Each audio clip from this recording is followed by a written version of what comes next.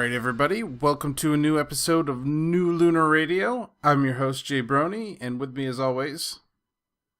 Silence. Silence. The sound of.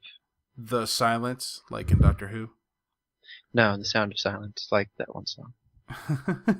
Nice. So, we are bringing you a new episode of New Lunar Radio today. Excitingly to talk about episode 3, season 4, Castlemania. What? Also, some other news. But, mostly Castlemania. So, Darkle, I'm guessing you have watched the episode? I have. The first thing I wanted to say,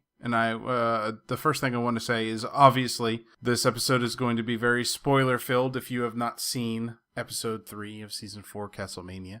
So, if you haven't, please feel free to fast forward. There'll also be a slight season 4 spoiler coming afterwards. So, yeah, just kind of, skip around in the episode if you don't want to hear those. But otherwise, let's continue. The first thing I want to ask is, did you watch it when it was leaked early? I did. You did. As did I. Did. Because you cur. We are both curs, as it were. Because, well, the fortuitous thing about it being released early is the fact that I was going away for the weekend. So it being on early made it very easy to not have to watch it while I was at home with the family. Not that the family would have minded, but... Family time is family time. Family time is family time. So I try not to, I try not to get too obsessed with my hobbies while I'm there. But, things happen. So, but yeah, what are your first initial thoughts on the episode? And then we'll just go from there, get into the nitty gritty. General thoughts? I thought it was an episode. All right. Good start. It was an episode. I can confirm this. Okay. Did you have any favorite moments? Not really. No? It was just kind of an episode? It didn't really stand out to you at all? Mm-hmm. It was very interesting to me. I liked one part in particular that I really liked was the Pinkie Pie ringing the bell with her head. You always do have your Pinkie Pie shenanigan weak spot. Well, whatever. It is what it is. The other part was they're continuing the trend of keeping the animation up in this season so far. Right. The two particular moments that I noticed that were relatively highly animated compared to the rest was the part where Fluttershy is slowly backing away out of down the hallway. Like, the animation on her back legs and her walk cycle in that is very impressive, at least to me. And then, of course, the close-up when she yells Angel after she thinks he's been squished by a pillar. Thanks, Applejack. That was quite an intense scene, and the emotion portrayed on her face was spectacular. So you enjoy watching distraught ponies? Yeah, I honestly do enjoy seeing the emotion on their face like that. It just is so compelling. Some of the other moments too that I liked were some of the pairings. I mean, like the pairings between Applejack and Rainbow Dash and Fluttershy and Rarity were they're common fandom ones, but they're not ones that we see in the show very often. So, I mean, we've seen them before, but not too much there. Right. Are you sure you didn't have like a favorite moment from the show? Not really a favorite, but I have a bunch of things to comment on. All right, well then start ripping into them, man. There's a big Chekhov's gun in there. The organ? No. That played out. Chekhov's gun. Look at these pretty spiders. Oh, let's have Fluttershy say a line about these spiders. Let's never have the spiders come into play for anything. True. It's very true. I expected something to do with the spiders somewhere after so much attention was drawn to them. Hey, maybe not in this episode, maybe in a future one. That type of thinking led me to be so disappointed about the GS Ball. Yeah. What else you got? The big twist at the end? It was obvious. Well, yeah. I saw it coming for a little while. It was pretty obvious. But it's very obvious. We've been checking eye colors since that other episode. Yeah. It was definitely Pinkie Pie's eye color, so... well, the thing I have to mention about that is I did kind of get sort of spoilered before I saw the episode. I saw a screenshot with her at the organ, so Yeah. Fortunately, I'm not a good judge on how long it actually took for me to recognize as a normal viewer, but I would think that it was probably pretty easy to pick out. So I wasn't spoiled at all, and it was easy to pick out. yeah. What else? Anything else? They're not going to write letters to Celestia anymore. The journal, or the diary, if you so will. Please. It's an interesting way to keep the mechanic around for whatever reason, even though they kind of stopped doing it halfway through season 2 anyways, or season 3, so somewhere in there. Oh well. It'll be interesting to see. Keep a diary, kids. It'll be good for you. Lessons. When your imagination gets away from you, your friends will be there to help you rein it in. Not my friends. Also, it's continually creepy how close to an eye Celestia keeps on Twilight. I'm going to say something. Oh, here's a letter in response to what I just said. Yeah, that's pretty creepy. The ink's not even dry. Yeah. Also, Twilight went to the wrong place. She was looking in some old castle to figure out how to open the box when all she had to do was check the Steam store. All the keys you'll ever need are in the Steam store. For a low, low price of all your money. Low price of give me all your monies. Mm-hmm. I'm Gaben, and I support this message of give me all your monies. My monies. But overall, I enjoyed the episode. It was not a bad episode, but it wasn't like super awesome. It was a good episode, I would say. What do you agree? Disagree? It was a good episode, I agree. Good episode, but obviously just, I don't want to call it filler because most of the episodes are like that and will be like that and will continue to be like that forever. But it was just another lesson 0. Pretty much. And yeah, I think that's, unless there's any other specific thing you want to comment on the episode, I think that's about all I have to add on it. All right, let's move on, shall we? Shall we? Yes. So on to the news. First 2 are going to be spoiler-ish if you're so inclined. The first one is a expanded synopsis of episode 5, season 4. The episode's called Flight to the Finish, and the description as follows: Rainbow Dash is over the moon to be coaching the young ponies in Scootaloo's class for their competition to carry the flag at the upcoming Equestria Games. Just as the Cutie Mark Crusaders find their rhythm, Diamond Tiara's taunting becomes too much to handle, and Scootaloo begins to doubt herself and her team. That airs Sunday, December 14th at 10:30 a.m. Eastern Time.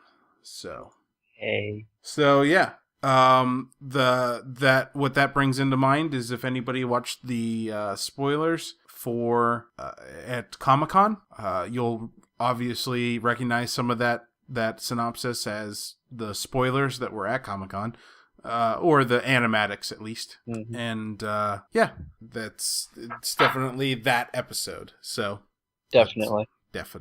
Also, something about a future episode. Yeah. Something about speculation. That episode about Daring Do. Oh yeah. Daring Do and the writer for Daring Do have the same voice actress. Mm-hmm. They also. I wonder how that's gonna play out. They also look entirely the same. So. No. So there is no effort in hiding that one. Well, she's just a Mary Sue. Self-insertion. Pretty much. So they'll probably play it that she actually did those things written about. But. Yeah, so... they're going to do it. Yeah, well, that's kind of the thing. It's kind of the thing that they would do. So yeah, Season 4, Episode 5 sounds like a good one. Next week's episode is the... Episode 4 is the Daring Do one, correct? Or is it... I can't remember. I can't remember either. Yeah. That or it's 6. I can't remember, so... It's something. It's something like that.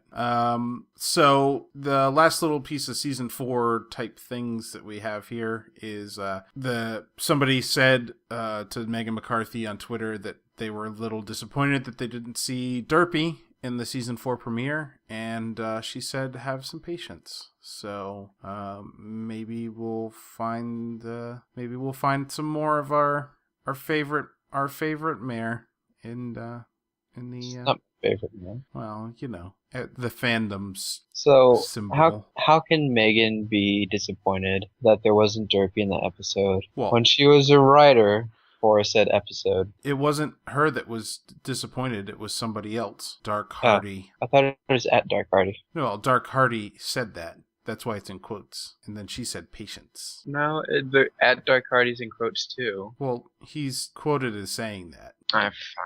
I think it's somebody else saying at Dark Hardy. No, I think it was Dark Hardy saying that he was. Yeah. Okay. Do we really want to?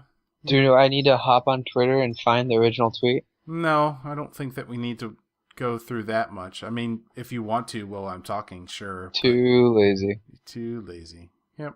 So yeah, more Derpy coming in season 4, or at least most likely, positively, not for sure. But you know, whatever. So ought to be pretty interesting. And then the next 2 things we got here are related to the collectible card game, which is coming out on the 7th of December. When is that, you may ask? That's Saturday.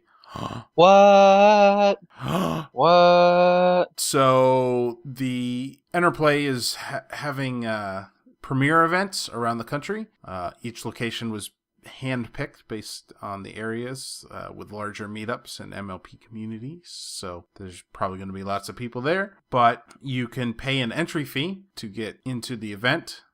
Then with the entry fee, which is around $20, the store determines the entry fee, so they might charge a little bit more. But you can get a theme deck, either Rainbow Dash or Twilight Sparkle, 2 booster packs, a pre-release string bag, a special Rainbow Dash foil card, a poster, and a chance to win prizes like a Nightmare Moon Troublemaker foil card, premium playmats, boosters, and more. And they have locations at Montreal, Rochester, Phoenix, Atlanta, Toronto, Miami, Dallas, and they also announced even more in a couple places: Washington D.C., Chicago, Seattle, and San Francisco. So, yeah, the cards are definitely ramping up. Definitely. Do you think you might play any of the card game there, Sir Darkle? When somebody makes a knockoff online version, I will. Interesting. So the last little piece of news type stuff that we have for you is, I guess Applebee's does these videos called, but with somebody they call the Spirited Chef, which they do like requests. And he does lots of cool bar tricks, like spinning bottles around and stuff like that. And I guess somebody sent to them if the Spirited Chef has a love of ponies, and they responded by putting some ponies in a video. So, just a couple pony figures, so, it was kind of cool. Then somebody else mentioned later that they're hoping that they don't backtrack, that Applebee's doesn't take back the shout out to bronies, as it were, and especially since Chili's has already they already pulled they pulled it down. Worst OC ever, do not steal. Yeah. But they said they'd never do that with the hashtag of bronies for life. So well, let's see. Yeah, we'll see what happens there, but it's kind of cool. Did a shout out. At least the person running the Twitter is not a hater, well, or at least understands that, it's easy to get people to come to your restaurant if they like you. So might as well just say, yeah, sure, we're into whatever you're into. So come here and eat our food and give us money. So, whatever. And last but not least, we got a couple con announcements. First one's BronyCon. They're opening up vendor applications. Last year they did 150 vendors, and this year they're going to have over 100 more. So that's 250 vendors, which is a lot. And the vendor hall was pretty big last time. So do any of them vend alcohol? Unfortunately, no. But you can get alcohol outside of the venue. What's the point of going into the venue if there's no alcohol? To buy pony things and hang out with friends. Fine. If you're interested in vending, head over to the application form at bronycon.org. Also opening soon, or now-ish, is the Everfree Northwest panel submissions. They opened on December 1st, and yeah, they're looking for the title, the short and long description of the event, contact info, presenter names, length of the panel, materials needed, room configuration, staff needed, yes, no, power requirements, network requirements, day and time requirements, and a rating requirement. Everfree Northwest is PG. No panels would require a PG-13 rating or higher will be considered. So keep that in mind if you're looking to submit a panel. You can send your panel events to events@everfreenorthwest.com. So keep that in mind. And that's the last bit of con news, and therefore the last bit of news in general. Hooray! Hooray! I mean, aww. Aww. Unless you had some more news to add at all. Nope, not this week. Not this week? All right. Well. So we're doing an interview? Not this week. Oh, say hello to my cat. Is there anything you'd like to ask my cat? Do you like the catnip? You're not talking. Nope, the cat is not talking. What about... You think? What about milk? Do you enjoy milk? This cat is not talking. Cat never talks. It hates me. It never talks to me. What about fish? Do you like fish? Guess not, because it's just trying to get away. Well, the interviewee is being hostile. Yep, I gotta go throw it away. Yeah, well. Be gone. Be gone. Well, about a successful interview we've had in a long time, so, fair enough. Mm-hmm. Well, I think that brings us to the end, whether we believe it or not. I think we'll be back next week, though, for a new episode. In the meantime, you can check us out on Twitter, twitter.com/newlunarradio, and of course YouTube, where you can find all of our episodes, including this one that you're listening to right now. Amazing, I know. Maybe you're already listening to it on YouTube. Oh my goodness. Well, yes, you, Stan. Yes, you there, watching, listening, yeah. Stan, #1 listener. Go Stan. Let's just take a moment of silence for Stan and his awesomeness. Okay. All right, everybody. We'll see you next week. See ya.